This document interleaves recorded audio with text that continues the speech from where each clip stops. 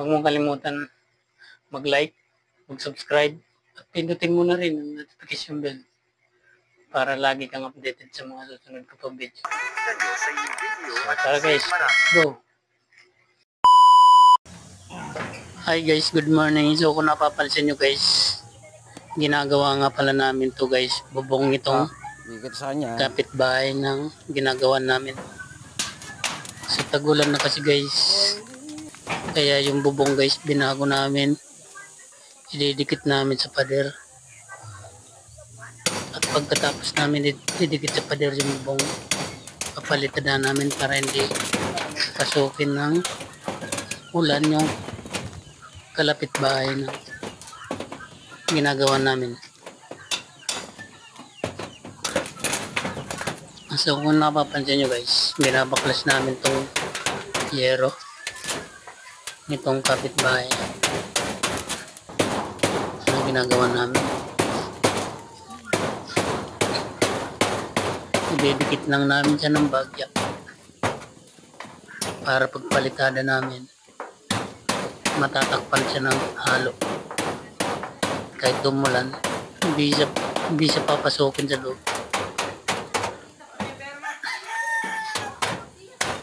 So may pabago lang namin guys ng bagyo. So napako na pala. So napapansin nyo siya guys, nakadikit na siya sa pader. So kung dati nakawang kasi yan, so dinikit na namin sa pader.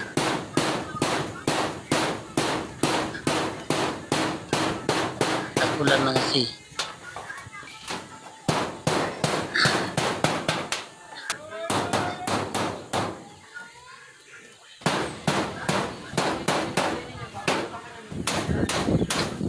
So pagkatapos namin yan guys, i-layout na rin namin yan guys para sa palitada. So yung ipapalitada nga namin dyan guys, lalagyan namin ng sara para kahit wag nyo siyang puruan, okay lang kasi may sara na siya. Kasi harap lang ang gagawin namin palitada dyan. So napapansin nyo guys, nililayout ko na, uhulugan ko na rin. So yung kapal pala guys ng layout ko dyan guys, 3 cm. So okay lang yun para hindi papasok yung ulan sa kabilang bahay. So liniot ko na siya guys, babatakan ko na rin ng tamsi. So napapansin nyo guys kung anong ginagawa ko guys. So sinisinsilan ko yung biga. So anong purpose guys, bakit ko sinisinsilan yung biga nya? Yung purpose ko nyan guys, kaya ako sinisinsilan yung biga nya, para yung palitada ko, yung rebukada ko, kakapit dun sa pinagsinsilan ko. So rebukadaan ko na rin siya. So pag kayo guys nagpapalitada, so lalo na kung may biga siya, poste, ang gagawin nyo, rebukadaan nyo muna. Huwag nyo siyang irirektang papalitadaan agad, kasi pag rinikta nyo siyang palitadaan agad, doon magkakaroon ng kapak yung palitada nyo. So kung napapansin nyo siya guys, riniribukadaan ko muna siya. So riniribukadaan ko siya guys ng mga bandang alas 10. So papayiran ko siya dyan guys mga alahonan. So siguro naman ay matigas na siya.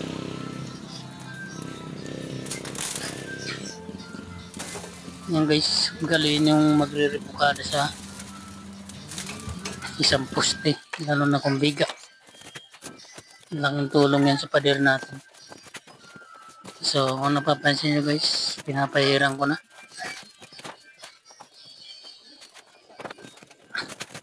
Pinapalitan ko na. So yung halo pa lang halo namin dyan guys. Linagyan namin ng Sara. So anong purpose nung guys? Bakit may Sara yung halo namin na pampalitada? So ang purpose nung guys, kaya namin linalagyan ng Sara. Kasi yung Sahara, nakakatulong din yun para hindi pumasok yung tubig sa loob. Hindi kumatas. So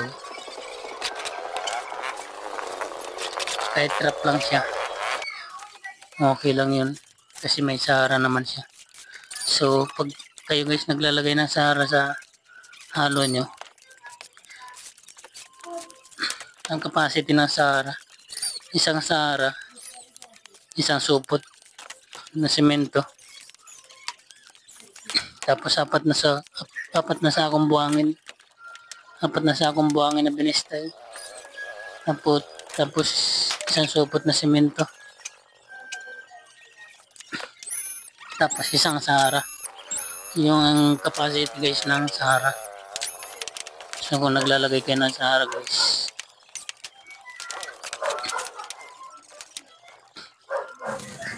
laking bagay yan guys pag may Sahara yung palitada nyo, lalong na paglabas.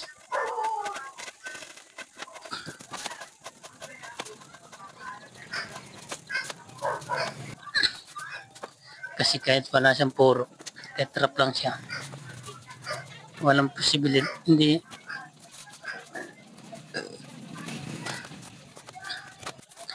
papasokin, hindi magkakatas yung tubig sa loob niya pag may Sahara. So pinapahiran na natin siya guys.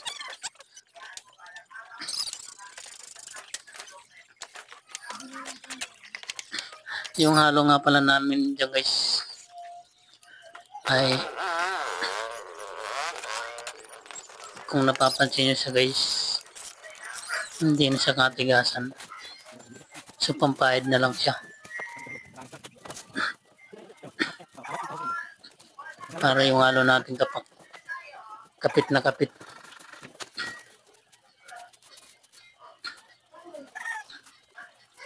So kaya namin yan guys pinapalitadaan kasi yung kapitbahay namin, yung kapitbahay ng ginagawa namin, pinapasok sila ng tubig.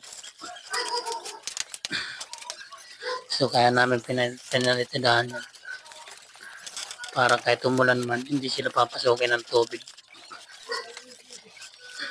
Kaya rin namin dinagyan ng Sahara yung halo namin.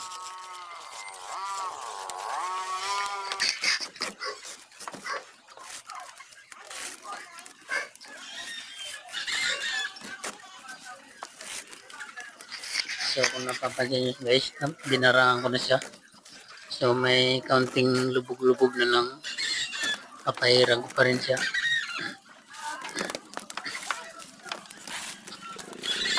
So kung bago pa lang kayo guys sa aking YouTube channel, huwag niyong kalimutan mag-subscribe at pindutin yung bell button at mag-like na rin kayo.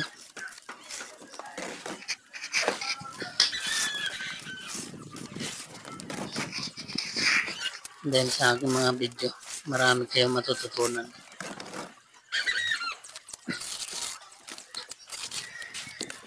So kung napapansin nyo guys, unti-unti ko nang napapanipis yung palitada.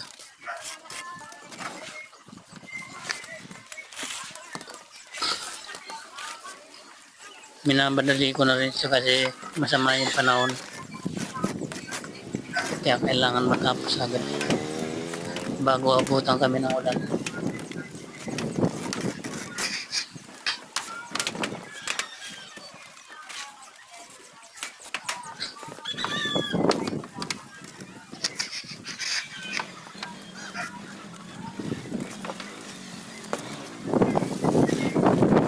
So, babarano na uli. Nauli natin siya.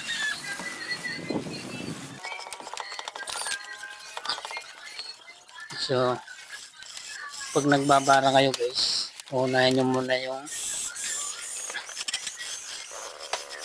linya ng tansik. Yan muna ang unahin yung baraan. Babatas. So, saka nyo siya babaraan ng patayo. Para makuha nyo guys yung diretso ng wall. Hindi siya baluktot.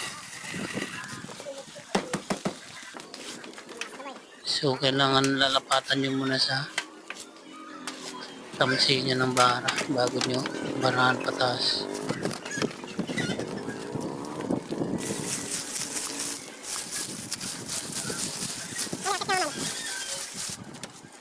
So, bubulin na natin siya guys.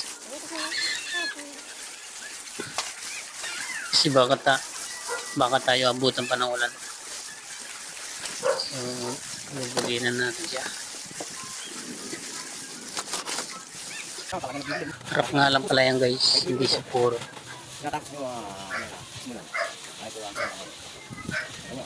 So nakita nyo yung guys, masama yung panahon. So kaya pinapaspasan ko yung pagbubulig. So baka tayo abutan pa ng ulan.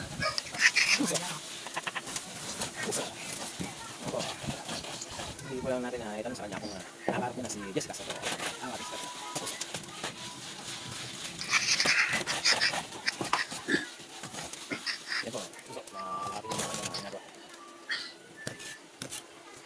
So binubuli na natin siya.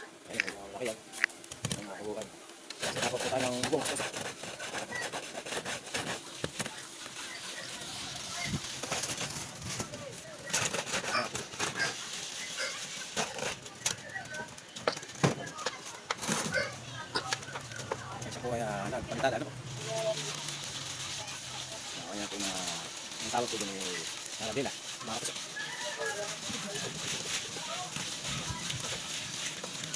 Pwede kang wala, may pabalik po tayo. So pag nagbubuli tayo guys, so kailangan wag natin siyang bumbugin ng tubig.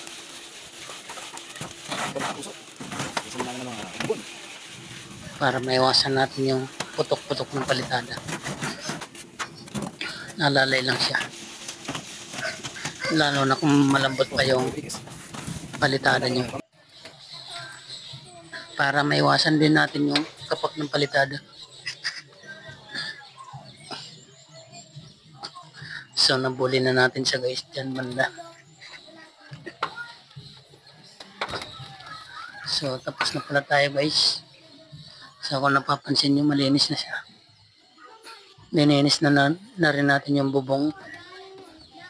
So nakadikit na siya guys. Kahit umulan, hindi napapasok sa kapitbahay niya yung tubig.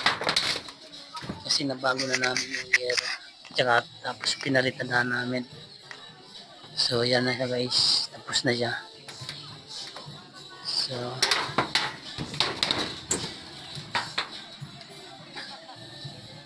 ayan na siya guys, tapos na siya.